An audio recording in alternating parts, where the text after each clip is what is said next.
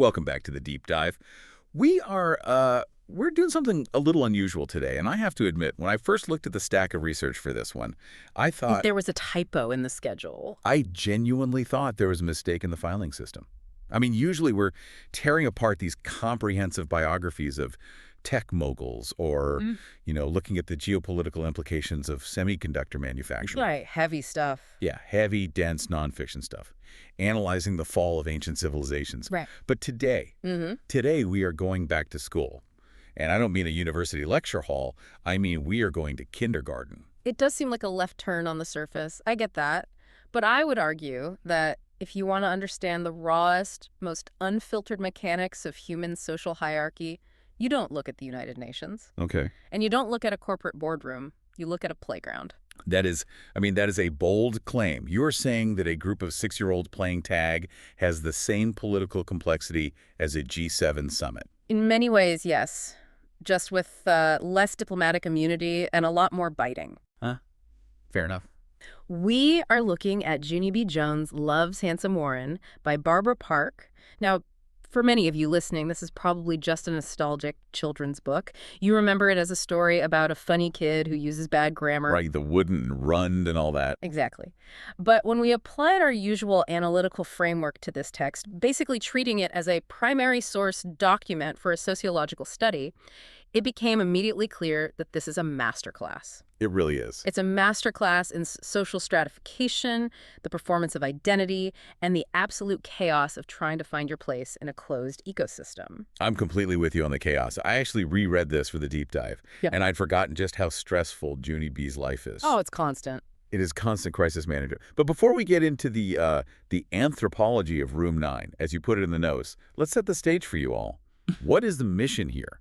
Why are we spending an entire deep dive breaking down a story about a girl who wears a dog collar to school? The mission is to uncover the universal truths about first impressions and authentic connection. And the thing is, they are hiding right in plain sight. We tend to think that as we get older, we grow out of these playground dynamics. All right, we think we're so evolved. We think we stop caring about who is the fastest or who has the shiniest shoes. That we totally don't. We don't. We just obscure those desires with better vocabulary. You know, we trade lightning shoes for a Tesla or a velvet dress for a designer bag. Junie B. Jones offers us a look at these impulses before they were socialized into politeness. Before we learned how to hide it. Exactly. We are going to look at how we process rejection, how we perform coolness, and the absolute disaster of trying to be someone else. Okay, I love that. It's basically Lord of the Flies, but with less murder and more knock-knock jokes. So let's introduce the players. In any good tragedy, or, well, comedy, you need a cast of archetypes. You do. Who are we dealing with in this kindergarten hierarchy? Well, central to everything is our protagonist, Junie B. Jones. And right from the first page, we see a character who is battling for autonomy. Oh, absolutely. She introduces herself by saying, "My name is Junie B. Jones. The B stands for Beatrice. Except I don't like Beatrice. I just like B, and that's all." Which is such a power move. Yeah. She is 6 years old, and she is editing her own birth certificate. Right. She is asserting control over her primary identifier. She's saying, "This is my brand." Precisely. It signals a very strong, perhaps rigid sense of self. She also describes herself as a good sport. But this is where we have to look at the text as an example of the unreliable narrator. Oh, I noticed this immediately. Because in the very next breath, she mentions that when her friend Grace beats her at racing, she calls Grace cheater pants. It's a classic lack of self-awareness. She truly believes she is a good sport. But the data, her literally calling her friend a cheater, suggests she's actually highly competitive and prone to sour grapes. She operates on what we might call protagonist morality. What does that mean exactly? It means if she does it, it's justified. If someone else does it, it's a massive injustice. She centers her own emotional experience as the objective truth. Which, let's be honest, a lot of adults still do. Absolutely. So that's Junie B. Then, flanking her, we have the two pillars of status in Room 9. First, there is Lucille. Lucille, the 1%. Yes. Lucille represents old money, or at least the kindergarten equivalent of it. Right. Her status is derived entirely from material wealth and aesthetics.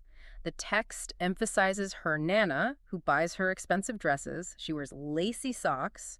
She is constantly reinforcing her position by referencing the cost of things. She is that kid who tells you how much her lunchbox costs while you're just trying to eat your sandwich. Exactly. It's a strategy of dominance through capital. She believes her social value is extrinsic. It literally hangs in her closet. And it works for her, at least initially. It does. Then on the other side, we have Grace. Grace is the meritocrat. She's the athlete of the group. Right.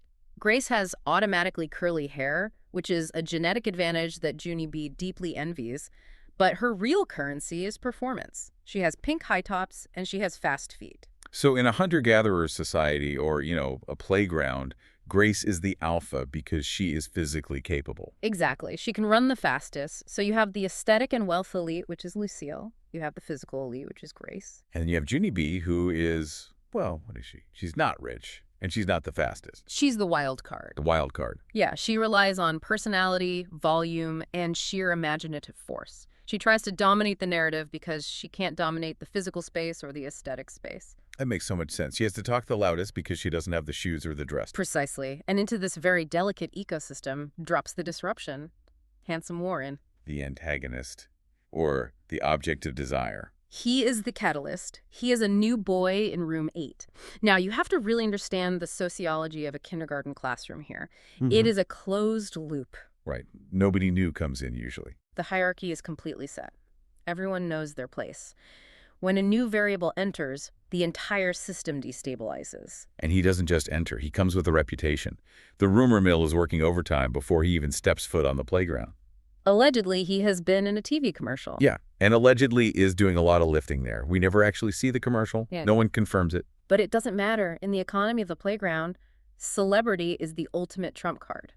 It doesn't matter if he's nice or smart or funny. He was on TV. Therefore, he is a high-value asset. So the stage is set. You have 3 friends who usually coexist peacefully or at least manageably, suddenly thrown into brutal competition for a scarce resource. The attention of the celebrity, Warren. And this is where the deep dive really begins, with the concept of first impressions and misunderstandings. This is segment 1. Let's talk about the horse game. This scene cracked me up, but I feel like you were going to tell me it reveals some dark psychological truth. Oh, it absolutely does. So the status quo on this particular morning is the horse game. Junie B, Grace, and Lucille play horses. They have assigned roles: Brownie, Blackie, and Yellery. Very creative naming convention. It's a cooperative social ritual. It maintains the peace. But on this specific morning, the ritual is broken because Lucille is missing. Right, and a normal reaction to a missing friend would be, oh, she's late. Or maybe she has a dentist appointment. Sure. But Junie B doesn't do normal. She goes 0 to 100 instantly. She engages in what cognitive behavioral therapists call catastrophizing. She constructs an incredibly elaborate worst-case scenario to explain the absence. She tells Grace that maybe a parrot flew into Lucille's house. A parrot. A parrot. And that the parrot got tangled in Lucille's hair. It's so specific. Oh, it gets more specific. She theorizes that the grandpa had to call 911, a fireman came with big scissors, cut the parrot out, and now Lucille has a bald spot that she is hiding with a bow. I love this because it shows exactly how her mind works. She connects dots that don't exist. But why does she do this? Is she just lying for attention? I don't think she views it as lying at all. I think she has a remarkably high need for stimulation. A boring explanation, like her being late, offers no dopamine. Right, there's no story there. Exactly. A parrot attack offers high drama. She is priming herself for a high-stakes day. She is literally revving her own engine. So she is chemically ramping herself up for chaos. Yes. Which totally explains what happens next. They spot Lucille near the water fountain. Yeah. But they don't just see Lucille, they see a scene from an action movie. This is narrative projection. Junie B sees Lucille running. She sees a boy running behind her. Because she is already in parrot attack emergency mode, she interprets this visual data as a threat. Right, she's wearing threat-colored glasses. She labels the boy an evil stranger boy. Since she recruits Grace into this delusion, they decide they are the heroes. They have to rescue Lucille. They gallop. They literally gallop to intervene. And listen to the language Junie B uses here. It's fascinating. She threatens the boy with institutional violence. Yes. She says the principal is a personal friend who will pound his head. Which is a terrified thing to say, but also incredibly confident. She is invoking the supreme authority figure of the school to crush her enemy. She's weaponizing the principal. But here is the tragedy of the scene. They succeed in the action, but fail completely in the context. They chase the boy away. They think they have saved their friend. But Lucille is furious. Furious, because it wasn't an evil stranger boy, it was Warren. And she wasn't running for her life. She was running because she wanted to be chased. It was a courtship ritual, a flirtation game. Exactly. Junie B and Grace misread the social cues completely. They imposed a danger script onto a romance script. How often does that happen in adult life? You see two people arguing and you think it's a bitter fight, but it's actually banter? Or you think someone is ignoring you, but they're just shy? Constantly. We see what we expect to see. Junie B expected a disaster, so she created one. And the fallout is immediate. Lucille reveals the truth. This is handsome Warren. He is a chunk. A chunk. I actually had to look this up just to be sure, because I haven't heard that in years. In 1990s kindergarten parlance, chunk is a portmanteau of hunk, and, well, mostly it just means a hunk. It's a status designator. And Lucille invokes the finders keepers doctrine. The highest law of the land. The highest law. She claims him. She says, I saw him first. She is actively trying to create a monopoly on this new asset. But the new information changes everything for Junie B and Grace. The moment they hear TV commercial, the evil stranger label just evaporates. He is rehabilitated instantly. It shows how fickle social labels are. He went from head-pounding target to idol in about 3 seconds, all based on a single piece of unverified data. The commercial. The commercial. And Junie B is ruthless here. You know, Lucille points out that Junie B already has a boyfriend, Ricardo. Or Ricardo. We barely knew him. Ricardo is a casualty of the free market. Junie B just says, yeah, only I think I may be ready to move on. She literally discards her existing relationship to compete for the upgrade. So now we have the setup. The three girls are locked in competition. And this leads us to the absolute core of the book, which is the 3 distinct strategies they use to try and win Warren over. You call this next part, segment 2, the personality trap. Yes. This is Junie B's first attempt. She analyzes her assets. She doesn't have the expensive dress like Lucille, and she doesn't have the speed like Grace. What she has is her humor. Right. So she decides to win him over by being the funny girl. But first, they have to navigate Lucille's gatekeeping, because Lucille is actively trying to block them from even talking to him. She uses the I am beautifuler argument. Which is a totally valid argument in her aesthetic worldview. Yeah. She points out Junie B's socks. The text describes them as drooly because the dog chews on them, they sag. Lucille is using aesthetic shaming to maintain her monopoly. But Junie B and Grace pull a really sophisticated maneuver here to get past her. They use self-deprecation. It's brilliant. They agree with her. They call themselves big pigs. It's a disarmament treaty disguised as an insult. By saying, yes, we are big pigs, we are giant stink hogs, they remove Lucille's leverage. Right. If you insult yourself first, your opponent has no ammunition left. Exactly. And it works. Lucille lowers her guard and introduces them. And this brings us to the meeting, the big moment. Warren is there. He waves. He's described as cute and friendly. The door is wide open. And Junie B walks right into the door frame. She really does. It is physically painful to read. She gets nervous. Yeah. But instead of getting quiet, which is what some people do, she gets manic. She covers her eyes. She plays peekaboo. She is trying to be charming. She thinks, I am a fun person. I will do a fun thing. But the adrenaline is just too high. The peekaboo spiral. She starts laughing. And she can't stop. We've all been there, right? I mean, maybe not rolling in the grass, but that moment where you try to make a joke to break the tension and it lands weird. Oh, absolutely. So you laugh too loud and then you just keep talking to fill the silence. It's the worst feeling. It's an uncontrollable physiological response. Right. It's a nervous system overload. Her body simply takes over. She falls on the ground. She rolls in the grass. She is literally rolling around laughing at her own peekaboo joke. And Warren, what is Warren doing? Warren is just an observer at this point. He looks at this display, and he delivers the judgment that defines the rest of the story. He says, what a nutball. Ouch. That stings. And he walks away. He leaves with the normal girls, Lucille and Grace. Junie B is left all alone in the grass, branded with a new label. Nutball. It haunts her. Later, when the other girls come back, they're practically glowing with success. Grace says Warren liked her shoes. Lucille says he liked her dress. They have been validated. Their strategies worked perfectly. The material goods, the shoes, the dress resulted in immediate social acceptance. Junie B's strategy, her personality, her humor resulted in ostracization. And she asked the question we all ask when we get rejected. Is there something wrong with me? She asked them, am I a nutball? And Grace, who is painfully honest, says yes. Grace's evidence here is fascinating. She compares Junie B to her toddler brother, Jeffy. She says Jeffy is a nutball because he tackles people at the mall and hides in circular clothes racks. Which, to be fair to Grace, is a pretty solid comparison. Junie B really does have that chaotic toddler energy. She does. But Grace offers a solution. She offers a diagnosis. She says Jeffy acts that way because of sugar cereal. The plot thickens. This is the pivot point of the narrative. Grace suggests that personality is not inherent, it is chemical. She says the sugar gets him jazzied up. And Junie B grabs onto this like a lifeline. Because if the problem is cereal, then she doesn't have to fundamentally change who she is. Right. She just has to change what she eats. It's a totally fixable problem. And this leads us to segment 3, the fiber experiment. I actually think this is one of the most profound parts of the book because it mirrors exactly how adults behave in the modern wellness industry. Oh, absolutely it does. I'm not depressed, I just need more vitamin D. I'm not anxious, I just need to cut out gluten. We are always looking for the biological silver bullet to solve our psychological problems. Exactly. We somatize our emotional struggles. We treat the body, hoping the mind will follow suit. So Junie B analyzes her diet. She lists her cereals: Sweetie Puffs, Crackle Berries, Happy Smacky Flakes. Happy Smacky Flakes is the most aggressive cereal name I have ever heard. It literally sounds like a narcotic. It really does. And the text gives us a great data point here to validate her fear. Her dog, Tickle, eats the sugar cereal and immediately throws up on the rug.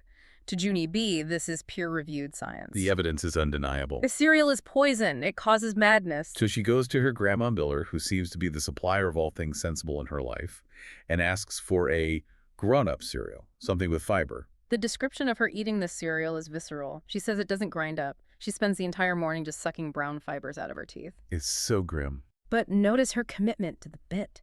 She is suffering for her art. She genuinely believes she is consuming calmness. She is biohacking her way to popularity. Yeah. So she gets to school, she is loaded with fiber, she feels different, she feels calm, and she walks onto the playground ready for round 2.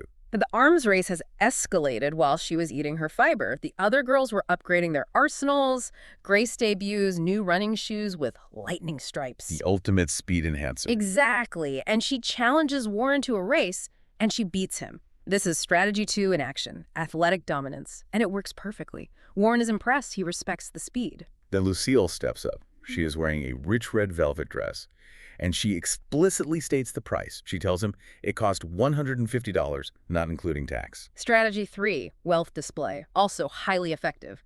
Warren calls her the richest girl in school. He is actively categorizing them now. The fast girl, the rich girl. And then Junie B steps in. She has no lightning shoes. She has no velvet. She has fiber. She interrupts them to present her new feature. She says, I am calm. It's such a weird pitch, like, love me, I am sedated. She tries to market the absolute absence of personality as a virtue, and then she decides she needs to demonstrate it. Oh, no. She lies flat in the grass. She closes her eyes. She says, watch me go to sleep. I want everyone listening to picture this right now. You are a 6-year-old boy. 2 girls are showing off cool stuff. They're engaging with you. The 3rd girl lies down in the dirt like a corpse and demands you watch her sleep. It is terrifying. It's so creepy. It creates the uncanny valley effect. It's unnerving because it's a performance of something that should be natural. A sleeping person is fine. Yeah. A person pretending to sleep in the middle of a playground conversation is a psychopath. It backfires spectacularly. She thinks she is projecting sanity, but she is actually projecting high-level weirdness. Warren does the cuckoo sign, spinning his finger by his ear and walks away again. Strike 2. The fiber strategy failed because you simply cannot chemically suppress your true nature and expect to be charming. So let's review. She tried personality, being the nutball, failed. She tried physiological control, the fiber, failed. She has one option left. Right. If she can't change her brain, she will change her packaging. This is segment 4, the princess transformation. This all starts with an epiphany she has at dinner. She realizes that Warren liked the shoes and the dress. She logically concludes that love is transactional. It's a market exchange. Exactly. You input princess clothes, you output friendship. Which is a completely logical conclusion for a child observing the adult world. I mean, we tell kids it's what's inside that counts, but then they watch TV and see the guy in the Ferrari get all the attention. They see the disconnect. She disrupts dinner. She demands to go to the mall right now. He tries to dress the baby, Ollie, to save time and ends up getting stuck in the crib. It is total, absolute panic. She feels the window of opportunity closing. And this is where the mother steps in, the voice of reason. She refuses to go to the mall. And she gives the classic parenting speech. She says, Junie B, you don't make friends by wearing new dresses. You make new friends by being fun and being yourself. Let's pause on this advice for a second. Be yourself. It is arguably the most common advice we give children. And it is also, in this specific context, terrible advice. Really? Why do you say that? Because Junie B was herself in segment 2. She was her authentic, loud, nutball self. And what happened? She got rejected and humiliated. To tell her, be yourself right now, feels a bit like gaslighting. She tried that. The market rejected the product. That's a fascinating point. She even says to her mom, yeah, only I know I am Junie B. Jones. I just want to be Junie B. Jones in a princess dress. She fully accepts her identity. She just wants to wrap it in better marketing. She wants armor. She wants the status symbols that protect you from being called a nutball in the first place, but since her mom won't buy them, she has to make them. She goes into scavenger mode. This is my absolute favorite sequence in the entire book. The DIY outfit. It is a masterpiece of delusion and creativity. She raids the house for anything that signifies royalty. Let's break down the semiotics of this outfit. Semiotics being the study of signs and symbols, Junie B is looking for signifiers of wealth. Okay, let's start with the neck. She finds a lovely collar of jewels where the dog food is kept. It is a dog collar. To the rest of the world, it signifies pet.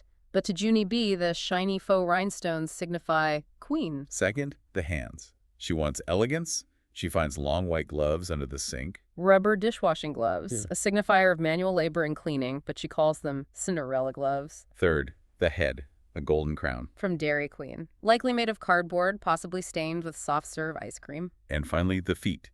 She takes her sneakers, draws lightning bolts on the side with a marker, which is stealing Grace's signifier, and attaches red velvet bows, stealing Lucille's signifier.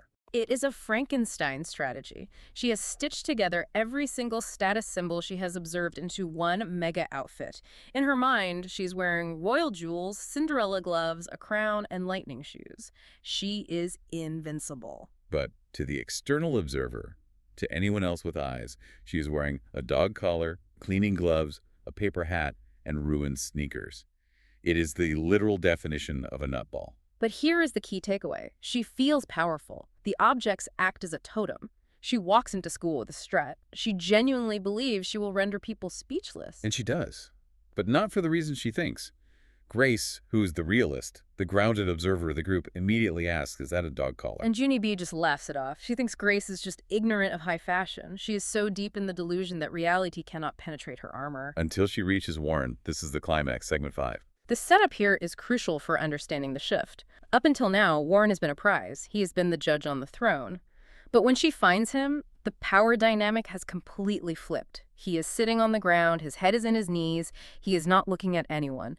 He is crying. He is in distress. Now, Lucille and Grace are already there, but notice their reaction to this. They are confused. Their entire strategy was impress the chunk, but the chunk is broken. Junie B doesn't see it quite yet.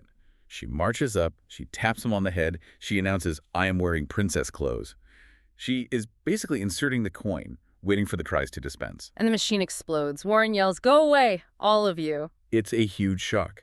And look at what Lucille and Grace do in response. They get offended. Lucille says, you're not being nice, so I don't even want to be your friend today. And they literally stomp off. This is a profound sociological moment for us. Lucille and Grace were interested in Warren purely as a status symbol. A crying boy is not a status symbol. He is a liability. He is uncool. So they abandon him. Their empathy was entirely conditional on his celebrity status. Wow. But Junie B stays. Why does she stay? Because she knows exactly what it's like to be the one in the grass.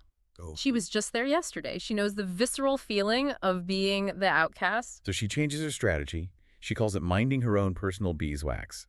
She sits down next to him. She stops performing princess and starts performing presence. While she tries, she's still Junie B. She notices a speck in his hair, a leaf, or maybe a piece of Kleenex, and she starts pestering him about it. Yeah, she says there is a teeny Kleenex in your hair. But think about this from an evolutionary standpoint. This is grooming behavior. Primates groom each other to lower cortisol levels and build social bonds.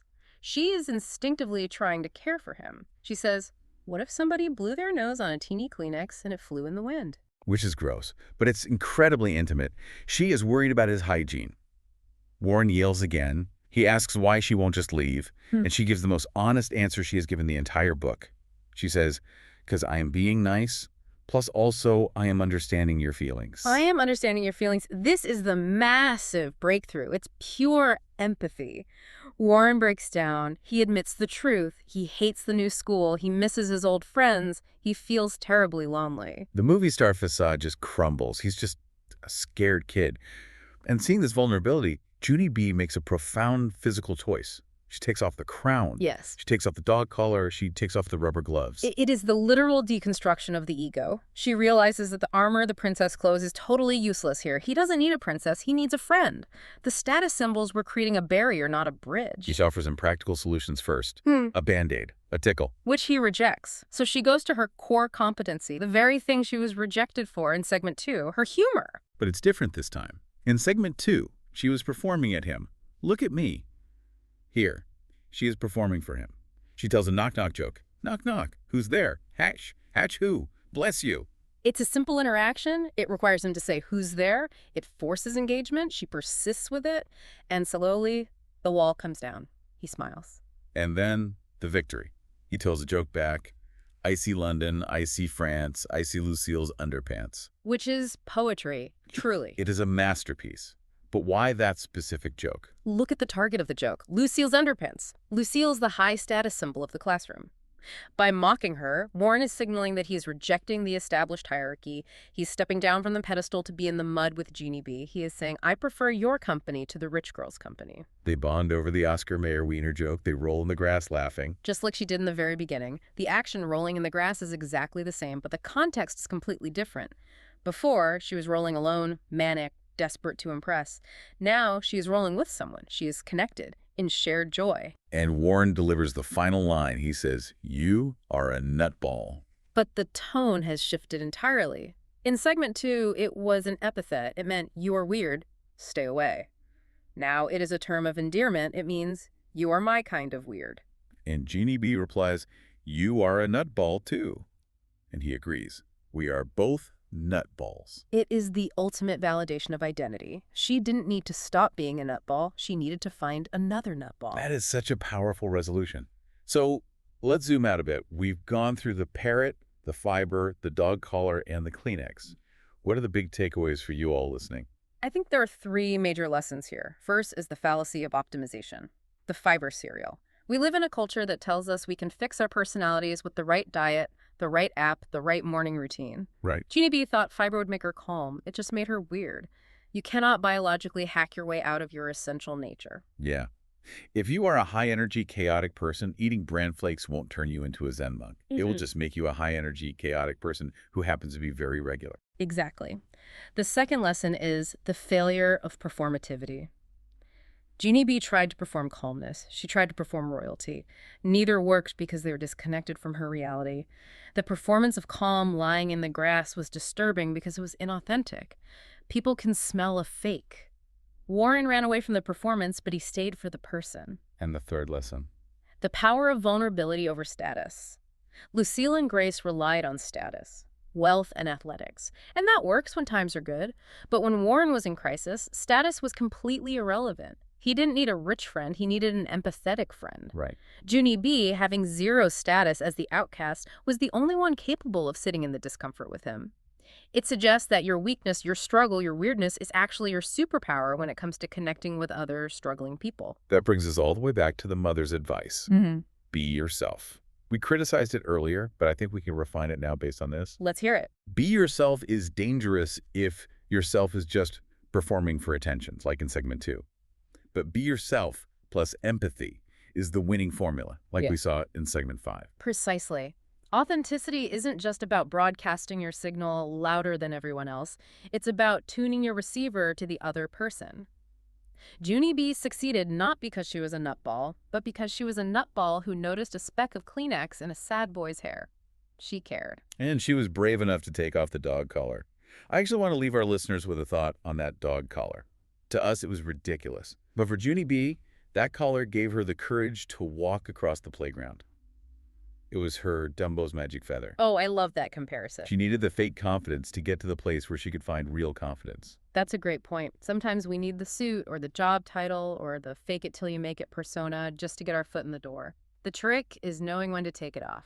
Junie B knew. As soon as she saw he was hurting, the collar came off. So, to everyone listening right now, check your own wardrobe. What is your dog collar of jewels? What is the thing you wear, whether physically or emotionally, to make yourself feel worthy of attention? And, more importantly, are you willing to take it off when it's time to actually connect with a fellow nutball? And maybe check your friends for teeny Kleenexes. Yes, always check for teeny Kleenexes. It's the ultimate sign of love.